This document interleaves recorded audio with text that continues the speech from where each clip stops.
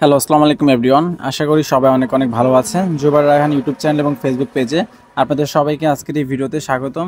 আজকে আমরা কথা বলবো ঢাকা থেকে সিলেট আপনারা কীভাবে যাবেন এবং কত টাকা ভাড়া পড়তে পারে সেই সকল বিষয়গুলো আজকের এই ভিডিওতে তুলে ধরবো এবং কোন কোন বাস ঢাকা থেকে যায় এবং সিলেট থেকে আসে ঢাকার উদ্দেশ্যে সেই তথ্যগুলো আজকের এই ভিডিওতে দেওয়ার চেষ্টা করব। তো চলুন বেশি কথা না বাড়িয়ে ভিডিওর মূল আলোচনায় চলে যাই। ঢাকা থেকে সিলেটগামী রোডে বেশ কয়েকটি বাস চলাচল করে, তার মধ্যে এনা, হানিফ, ইউনিক, শ্যামলী, হ্যাঁ, এছাড়া আরও বেশ কিছু বাস, লোকাল বাস রয়েছে যেগুলো চলাচল করে থাকে। তো এর মধ্যে সবথেকে ভালো সার্ভিস অ্যানা এবং শ্যামলী। হানিফেরও ভালো, তবে সেই হিসাবে অ্যানা সার্ভিসটা সবচেয়ে ভালো সিলেট রোডে। সবথেকে ভালো হওয়ার কারণে এই অ্যানা বাসের সার্ভিস পাশাপাশি অ্যানা বাসটা কিন্তু সিলেটগামী বাসিন্দাদের কাছে খুবই জনপ্রিয় হয়ে উঠেছে। বর্তমানে ঢাকা থেকে যদি সিলেট আপনারা যেতে চান, সেক্ষেত্রে এই অ্যানা বাসগুলো ঢাকা থেকে সিলেট রোডে খুব ভালোভাবে চলাচল করে এবং এর পাশাপাশি গাজীপুর থেকেও যাতায়াত করে। তারা মূলত গাজীপুর চৌরাস্তা পর্যন্ত আসে, তো যার কারণে আপনারা গাজীপুর থেকে যারা যাবেন তারাও এই অ্যানা বাসে উঠতে পারবেন।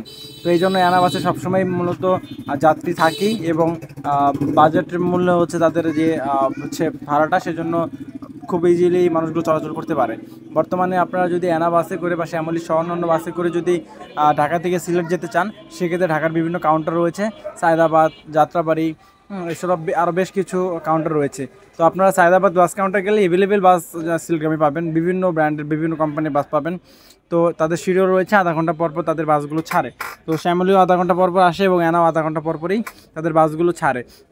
যখন যাত্রী সমারোহ একদমই কম থাকে তখন 1 ঘন্টা পর ছাড়ে, আর ঈদের সময় তো এভেলেবেল গাড়ি সবসময় পাবেনই আপনারা।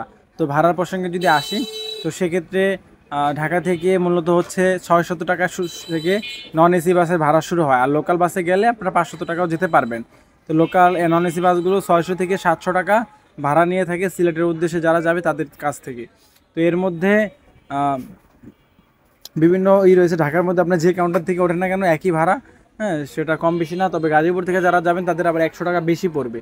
তাদের মূলত 700 থেকে 800 টাকার মতো নন এসি বাসের ভাড়া পড়বে। আর এসি বাসে যারা যাবেন, এসি বাসের ক্ষেত্রে বলি সর্বনিম্ন 1000 টাকা ভাড়া, 1000 থেকে 1200-1500 পর্যন্ত ভাড়া হয়ে থাকে।